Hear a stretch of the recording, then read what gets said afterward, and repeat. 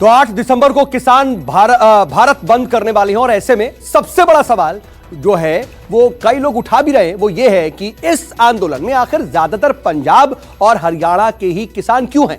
तो इसे भी आपको समझना चाहिए। अगर आप किसान आंदोलन को पूरी बारीकी से समझना चाहते हैं तो इस सवाल का जवाब आपको मालूम होना चाहिए। तो इसे आपको समझाने के लिए सीधा रुख करते हैं मेरे वरिष्ठ सहयोगी संदीप चौधरी की क्लास में। यह क्लास आपको जरूर अटेंड करनी चाहिए।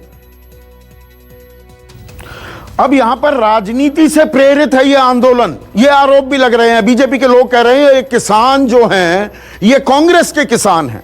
ये पंजाब में हरियाणा में ही आंदोलन क्यों हो रहा है, देश के बाकी हिस्सों में आंदोलन क्यों नहीं हो रहा। अब यह भी समझने की जरूरत है। आपको हमने पहले भी बताया है, शांता कुमार कमेटी रिपोर्ट थी 2015 की, जिसमें साफ कहा गया कि देश में सिर्फ 6% किसान ही न्यूनतम समर्थन मूल्य पर अपनी फसलों को बेच पाते हैं, यानी कि 94% वो कम दाम पर बिक रहा है। ये तो एक नॉर्मल कॉमन सेंस की बात हुई। अब सिर्फ हरियाणा या पंजाब के किसान ही आंदोलित क्यों हैं, यह भी समझने की जरूरत है। पूरे देश में 6% किसान न्यूनतम समर्थन मूल्य पर अपनी फसलें बेच पाते हैं, लेकिन हरियाणा और पंजाब में यह आंकड़ा 85 और 89% है। 80,000 करोड़ की खरीदी हुई धान और गेहूं की पिछले साल 2019-2020 में पंजाब और हरियाणा में। तो आप कहेंगे फिर इसमें राजनीति क्यों आड़े आ रही है।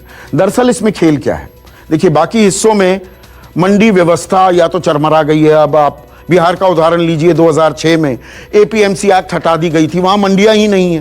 कहने को वो एफपीओज बने हैं, वो भी कोई काम नहीं करते। आप जाएंगे किसी को भी अपना माल बेचेंगे, मक्का 1850 रुपए प्रति क्विंटल का न्यूनतम समर्थन मूल्य है, 850-900 रुपए में बेचकर आप वापस आ गए। हरियाणा पंजाब इस मामले में जुदा है, क्योंकि ज्यादातर जो आप अपनी पैदावार, मैं खास धान और गेहूं की बात कर रहा हूं, बाकी चीजों की नहीं, वो आप मंडियों में बेचते हैं और वहां पर आपको दाम मिल जाते हैं। अब यह मंडी व्यवस्था अगर खत्म हो जाती है तो किसान कहां बेचेंगे, यही सबसे बड़ी परेशानी है। यहां पर यह भी कहा जा रहा है कि नहीं, राज्य सरकारें उनको टैक्स के जरिए, टैक्स लगता है ना, आप मंडी में गए, आड़ती जो है कमीशन एजेंट होते हैं, उनका नाम आड़ती है। आड़ती वो आपसे कुछ टैक्स लेंगे, साफ सफाई करेंगे आपकी फसल की, उसमें कुछ लेवीज लगेंगे और उसके बाद वो जो लेवीज और टैक्सेस हैं वो काटकर एमएसपी में से बाकी पैसा किसानों को मिल जाता है। और इसके चलते राज्य सरकारों को जी कमाई होती है और राज्य सरकारें ये कमाई ले जाने नहीं देना चाहते, इसीलिए किसानों को उकसा रही हैं, भड़का रही हैं, बरगला रही हैं। लेकिन यही आड़ती, यही बीजेपी इन आड़तियों के बारे में जब विपक्ष में थी तो क्या कहा करती थी। सुषमा स्वराज हरियाणा से ही आती हैं, अब स्वर्गवास हो गया। जब वो नेता प्रतिपक्ष थी लोकसभा में तो उन्होंने क्या कहा था कि आड़ती तो दरअसल एटीएम है किसानों के, कभी भी जाकर किसान उनसे पैसा ले सकता है। अब ये कारोबारी आ जाएंगे, सूट बूट वाले लोग आ जाएंगे, इनको तो किसानों के कुर्तों से, धोतियों से बदबू आती है, ये इनको पैसा क्यों देंगे। तो यहां पर खेल ये भी है।